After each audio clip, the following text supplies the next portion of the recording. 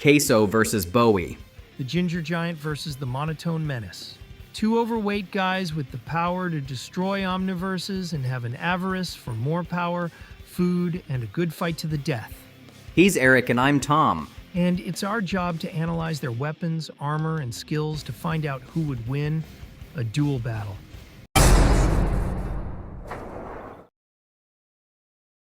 It was September 10th, 2022, and 24-year-old CaseOh Baker would upload a NBA 2K gameplay clip onto the video-sharing website TikTok. It immediately gained traction across social media. And just 2 days later, the man decided to stream on Twitch. This man, with a username so fateful, was none other than CaseOh. Okay, the real username was _CaseOh, but hey, close enough. He consistently uploaded short, humorous clips from his Twitch streams, often showcasing over-the-top reactions or gameplay moments from games like Only Up, Arasirin Ka Marich Imper Morikon and Amnesia, Granny, and Five Nights at Freddy's. By late 2023, some of these videos amassed tens of millions of views, for instance. A Google T-Rex runner clip exceeded 18 million views in just 2 months. And a Granny video got over 5 million plays in 3 months. In 2023, his Twitch viewership skyrocketed from averaging 189 viewers in early 2023 to over 56,000 concurrent viewers by January 2024. That rapid growth made him the fourth most popular English-speaking Twitch streamer as of January 25, 2024, with over 2.25 million followers. CaseOh's community leaned heavily into self-deprecating humor around his weight, flooding chat with funny roasts and nicknames. He often reacted genuinely, which further fueled viral clip sharing. But what if his weight wasn't always the funny humor and a disadvantage, and was really an advantage? Like the time he grew himself to a whopping size of a planet, or made a guy's phone crush his fingers through watching his stream. He's not so fond of the insults and fat shaming, so when it was time to get stronger, he tapped into his galaxy green form. Able to grow to a galaxy and throw planets around like table tennis balls, CaseOh's form was perfect for throwing people through multiverses. He can also summon planets and punch someone into 100,000 different observable universes in 2 seconds, which he confirms is his flight time. Able to grow to a galaxy and throw planets around like table tennis balls, CaseOh's form was perfect for throwing people through multiverses. He can also summon planets and punch someone into 100,000 different observable universes in 2 seconds, which he confirms is his flight time. CaseOh at one point even killed and slew Lucifer and ruled all of hell. His power will never stop increasing, even if it transcends all of reality. And that's not only the pinnacle, despite maybe eliminating all species on Earth with his power, he's also breaking reality. He is also quite versatile, able to fire beams from his hands and even slow down objects. He can also regenerate thanks to his flesh constantly making new cells. And if desperate, he can use the Sword of Greed to slash away his worries. Able to use his powers to go into other fictions and destroy it, like he did when he won the Fall Guys race. But all that fun was short-lived when the Anti-Source, an entity polar opposite to CaseOh, menacingly destroying realities. But the guy stuffed up when he destroyed CaseOh's food domain, which caused a 4-hour fight in which CaseOh won and kicked the Anti-Source's butt, punching him into a brighter future. So as long as CaseOh rules and the supply of food increases, CaseOh will always be eternal. All right, let's take things from the top. Lucas and Mira escape Vulm's demise at 3,000 times light speed and meet Henry, the Red Lantern and former leader. But there is someone we haven't talked about, a menace so monotone, lacing people with fear. That lantern was none other than Bowy. Bowy was originally a yellow lantern of fear, and you know if Sinestro was bad, Bowy was the baddest of the bad. Well, not really. He used fear as an advantage, scaring off evil, making constructs, other things like that. Able to make the coolest constructs, from swords, fists, rocket fireworks, anything. He can also fly, create illusions, and even make you so feared it made someone unalive themselves. He can also manipulate light, has precognitions upon timelines. He's also really fast too, able to cross all space-time and dimensions.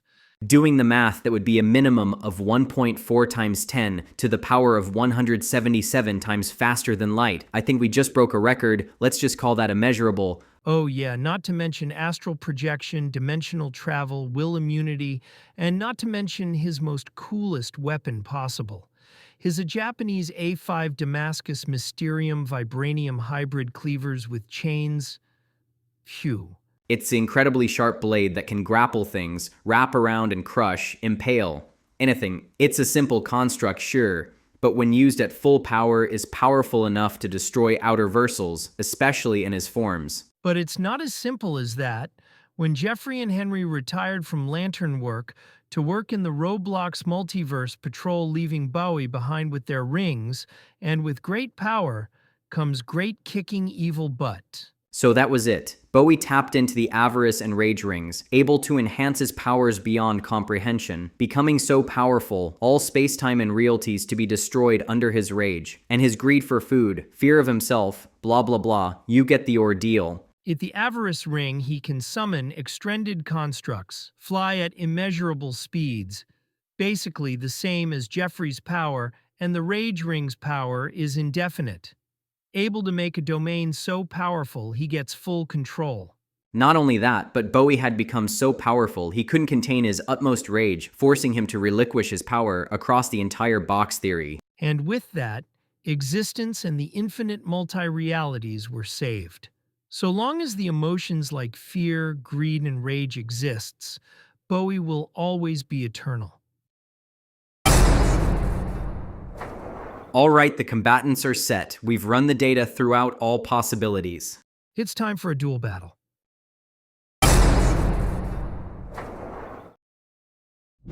Staying up. I'm wildin' out. Chat, are we cooked? I might die. My HP is low. I'm leaning in. Leaning off my sneakers to the ground. I do not jump. I move the earth down. Bear witness to the myself. Forward at the bottom, but now I'm tucked down. Look, I'ma call it swagger. I slip through time zones like a cloak and dagger. Mad rubies on my chain. See you playing. Because she's a bitch. That's right. Figures in my back pocket, and that's right. 1 million in my safe deposit. That's drill all day. I'm a day, man. Time to get eaten.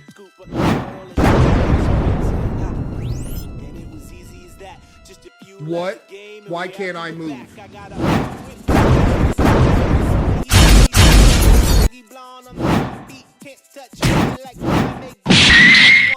Yellow, and now orange? What's next, Red? Gonna have to step up my game too.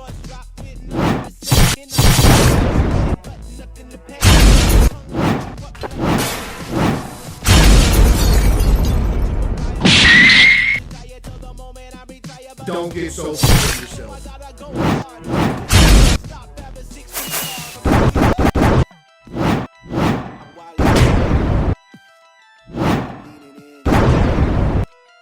I'm leaning in. Pushing off my Pathetic. Is that all you had? I guess the McNugget is all mine.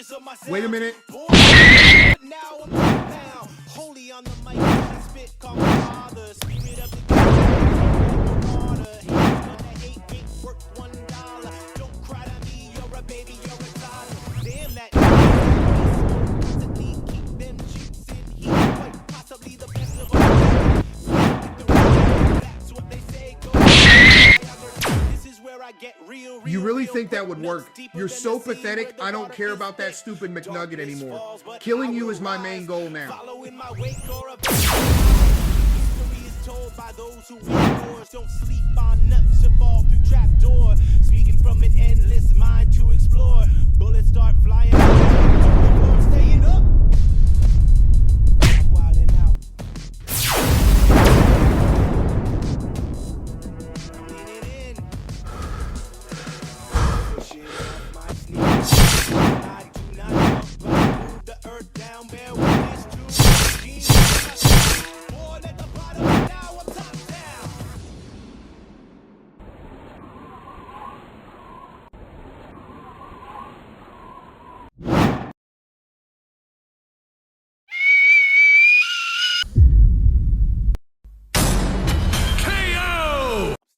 Well, more food for us. This was quite a close matchup, honestly. Exactly. We assumed this fight would surely go the opposite way, but more times than not, Bowie would win, especially considering out 4 categories. Starting with strength. While both can make or break their multiverses, both did have advantages. With CaseOh breaking through multiverses and reality, so could Bowie. While CaseOh had more experience feats, Bowie had some edges in mastery. So neither really had the advantage in power alone, especially considering the many downsides and advantages. Since both had many advantages and disadvantages to their overall strength and power, it's safe to call the categories a tie. But that factor can change in their speed case. Oh, punch someone through 100,000 observable universes. That's 3.1 times 10 to the 16th times light speed.